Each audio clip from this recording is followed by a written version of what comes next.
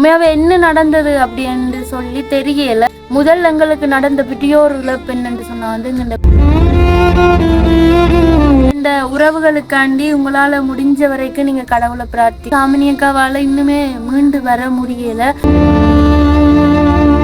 மாமா எடுத்து சொன்ன விஷயம் ஓடி வாங்கோடி மந்திக ஆஸ்பத்திரிக்குன்னு சொல்லி அவசர சிகிச்சை பிரிவுல விட்டாச்சு. சரி என்ன நடக்க போதோ எது நடக்க போதோ அப்படின்னு சொல்லி தெரியாது.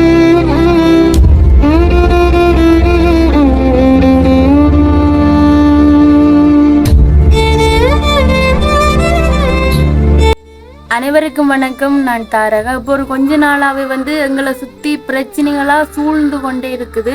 ஒரு பிரச்சனை முடிய இன்னொரு பிரச்சனை என்று சொல்லி அடுத்து தொடுத்து வந்து கொண்டே இருக்குது. ஒரு நிம்மதி இல்லாத வாழ்க்கை தான் வந்து இப்ப நாங்கள் வாழ்ந்து கொண்டு இருக்கிறோம். உண்மையாவே என்ன நடந்தது அப்படின்னு சொல்லி தெரியல. இந்த ஃப்ரெண்ட் கூட சொன்னவள் ஏதோ உங்களுக்கு நடக்குது, நீங்க வந்து கோவில்ல போயிட்டு நல்ல ஒரு நேர்த்தியா வையுங்கன்ற மாதிரி கூட சொன்னவளுங்க. இந்த பிரச்சனைகள் எல்லாத்தையுமே பார்த்துட்டே நீ ஒரு மாதிரி இருக்கிற அப்படின்னு கேட்டுட்டு வந்து சொன்னவள்.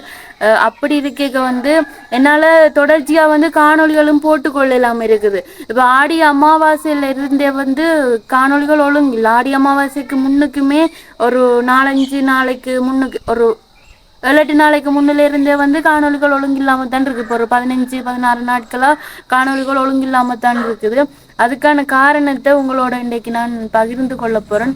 உண்மையா வந்து இந்த காணொலி எடுக்க வந்து நான் உங்களோட பகிர்ந்து சொல்லக்கூடிய விஷயம் என்னன்னு சொன்னா வந்து எங்கண்ட உறவுகளுக்காண்டி உங்களால முடிஞ்ச வரைக்கும் நீங்க கடவுளை பிரார்த்திக்கிங்கோ, எல்லாமே வந்து சரியாகணும்னு சொல்லி.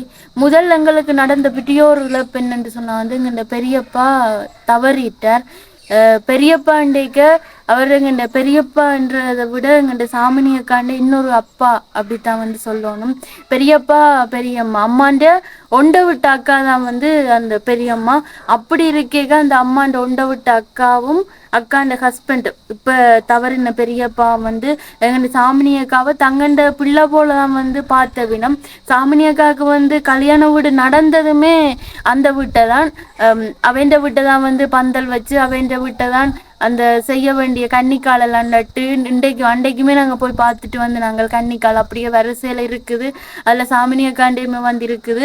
அப்படிப்பட்ட ஒரு மனிதர்கள்லாம் வந்து பெரியம்மா பெரியப்பாவும் அக்கா அங்கதான் நின்று ஓஎல் எக்ஸாம் எழுதினவா. அப்படிப்பட்ட ஒருத்தர் வந்து தவறைக்கு அது எங்களுக்கு ஒரு பெரிய ஒரு இழப்பு. அதுல இருந்து சாமினியக்காவால இன்னுமே மீண்டு வர முடியல.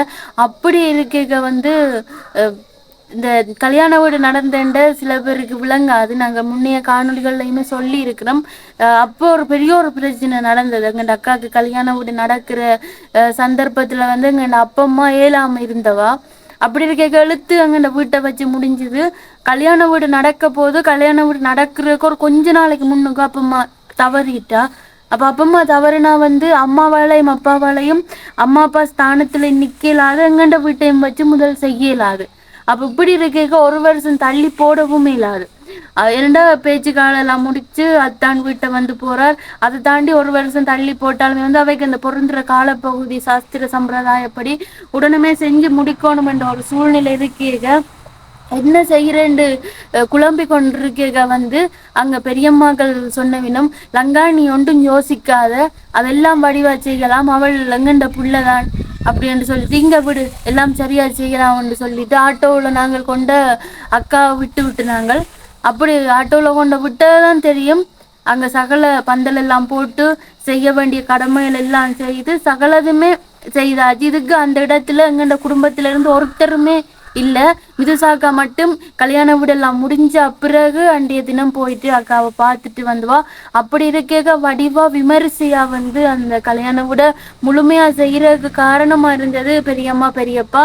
இந்த வீட்டை தான் அக்கா வளர்ந்தவான்னு சொல்லணும். அக்கா ஓஎல் எக்ஸாம் எழுதினது அந்த வீட்டை தான், அக்காவுக்கு கல்யாண வீடு நடந்தது அந்த வீட்டை தான். அக்காவுக்கு வந்து அவையில் ஒரு அம்மா அப்பா அப்படித்தான் வந்து அக்காவுமே பார்க்குறா. அதால சாமினி அக்காவில இருந்து அதுல இருந்தே மீண்டு வர முடியல அவாவால. அப்படி இருக்க நாங்கள் வந்து சமையல் காணொலிகளோ ஒரு பெம்பலா கதைச்சு போடுற காணொலிகளோ வந்து பகிர்ந்து கொள்ளக்கூடிய மனநிலை வந்து எங்கள்கிட்ட உண்மையாவே வந்து இல்லை.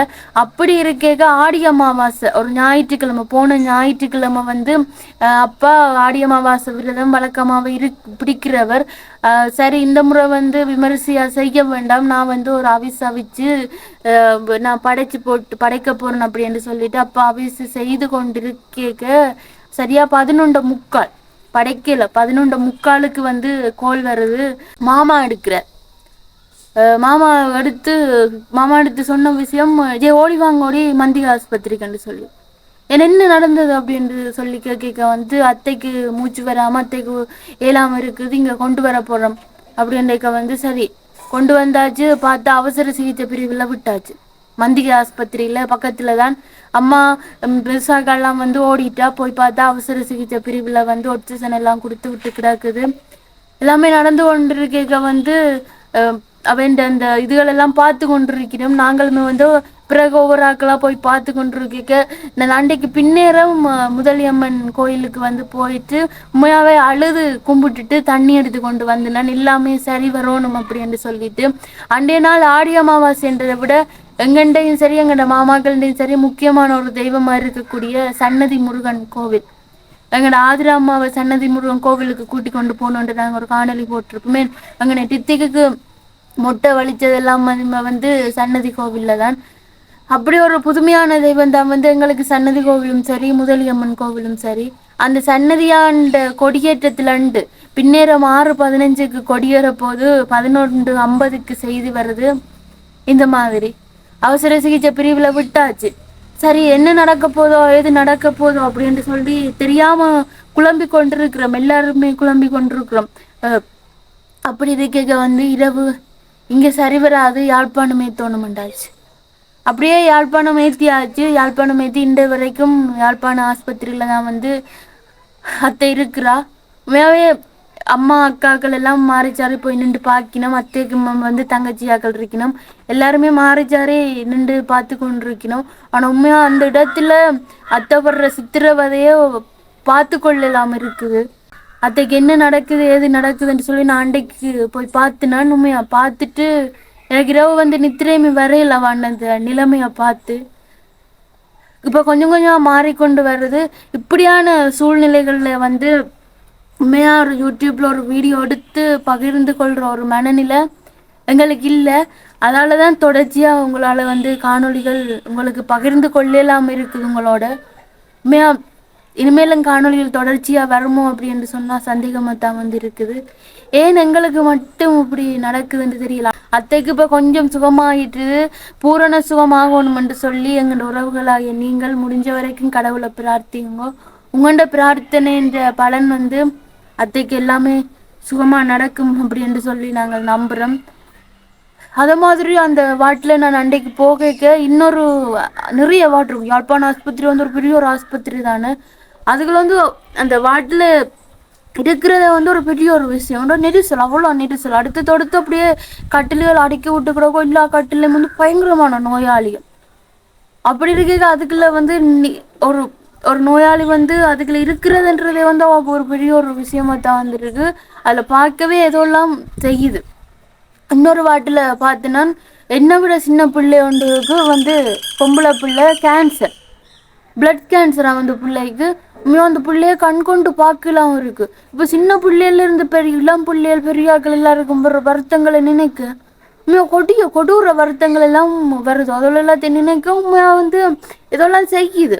அப்படி நிறைய வருத்தங்கள் எல்லாம் வருது. அந்த பொம்பளை பிள்ளைக்கு வந்து பிளட் கேன்சரா. அப்போ பார்க்க அந்த பிள்ளைய பார்க்க சரியான கவலையா இருக்குது. அப்படியே அந்த ஆஸ்பத்திரிக்கு போட்டு வந்தாலே ஏதோ மனசுல அப்படியே பேர தள்ளி சுமந்து கட்டி கொண்டு விட்டு வர மாதிரி தான் வந்து உண்மையா இருக்கும். இப்போ இருக்கிற வருத்தங்களை நினைக்க. அதாலதான் எங்களால உண்மையாவே காணொலி போடலாம் இருக்குது. எங்களுக்கு வந்து இந்த பெம்பலா கதைச்சு காணொலிகள் எடுக்கிற அளவு மனநிலை இல்லை. நானுமே வந்து வேலைக்கு போட்டு வந்தேன்டா இங்க வந்து ஒன்றில் மிதுசாக்கா காலமா போயிருப்பா. அம்மா வந்து இரவுக்கு போயிருப்பா. இன்றைக்கு வந்து வீட்டுல சாமியக்கா நிக்க சாமியக்காவுக்கு ஒத்தாசியா சாமியக்காவுக்கு வந்து 2 பிள்ளைகள் இன்றைக்கு ஒன்றில் பிள்ளைகளை பார்க்கணும், இல்லாட்டி சமையல் செய்யணும். 2 தாண்டு செய்யக்க வந்து அதை காணொலிகள் எடுக்கவும் நேரம் இல்லை, எடுக்கிற ஒரு மனநிலையுமே வந்து இல்லை. அதான் உங்களோட இதுவரை நாளும் ஒழுங்கான காணொலிகள் வந்து ஒழுங்கான நாட்கள்ல பகிர்ந்து கொண்டிருக்க மாட்டேன். இனி வரும் காலங்களையும் வந்து அத்தைக்கு பூரண சுகம் அடைகிற வரைக்கும் வந்து காணொலிகள் ஒழுங்கா பகிர்ந்து கொள்றது உண்மையா கொஞ்சம் கஷ்டமா தான் இருக்கும். உங்களால முடிஞ்ச வரைக்கும் நீங்க கடவுளை பிரார்த்திங்கோ. அத்தைக்கு எல்லாமே நல்லபடியா நடந்து வீட்டை திரும்பி வரணும் அப்படின்னு சொல்லி கடவுளை பிரார்த்தனை பண்ணுங்க. எல்லாமே நல்லபடியா நடக்கும் அப்படின்னு சொல்லி இந்த அடிமனசுமே வந்து சொல்லுது. இப்போ கொஞ்சம் கொஞ்சமா சுகமடைஞ்சு கொண்டு வார. இன்னைக்கும் மாமா எடுத்து கதைக்கு அம்மா வந்து 3 மணி பஸ்ஸுக்கு போயிட்டாங்க. அப்போ மாமா வாசல்ல நின்றவர் அம்மாவுக்கு காத்து கொண்டு. அப்போ போன் எடுத்து கதைக்கு வந்து சொன்னார், கொஞ்சம் பரவாயில்ல அப்படின்ற மாதிரி. ஏதோ கடவுளா பார்த்து நாங்கள் முதலி கோவில்லையும் சரி சன்னதி கோவில்லையும் சரி ஒரு பெரிய ஒரு நேர்த்தியெல்லாம் வச்சு எல்லாமே நல்லபடியா நடக்கும்னு சொல்லி நினைப்போம். எல்லாமே நல்லபடியா நடக்கும்னு சொல்லி அதைத்தான் ஒன்று நம்பிக்கொண்டிருக்கிறோம். எல்லாமே நல்லதா நடக்கும். நான் இதுவரை காலமும் காணொளி உங்களோட பகிர்ந்து கொள்ளல. நீங்களுமே யோசிப்பீங்கள் என்ன நடந்தது, ஏது நடந்தது, ஏன் இந்த பிள்ளை முயற்சிகள் எடுக்காம இருக்குது. இப்ப கொஞ்சம் ரீச் ஆகி கொண்டு வருதுண்டேங்க. இந்த பிள்ளை ஒவ்வொரு நாளும் வீடியோக்களை போட்டா ஓடுந்தானே அப்படின்னு சொல்லி எங்களோட உறவுகள், அக்கறை உள்ள உறவுகள் நினைப்பினம். அவைக்கு தான் அவைக்கு என் மேல அக்கறை படைக்க அவைக்கு வந்து அவைக்குரிய பதிலை கொடுக்கறதுல நான் கடமைப்பட்டிருக்கிறேன். அதைத்தான் உங்களோட பகிர்ந்து கொள்றேன். சரி, ஓகே உறவுகளை, இதோட இந்த காணொலியை நிறைவு செய்து கொள்றேன். நாளைக்கு முடிஞ்சா இன்னும் ஒரு காணொலியோட உங்களை சந்திக்கிறேன். அது வரைக்கும் உங்களிடமிருந்து விடைபெறேன் நான் தாரகா. நன்றி.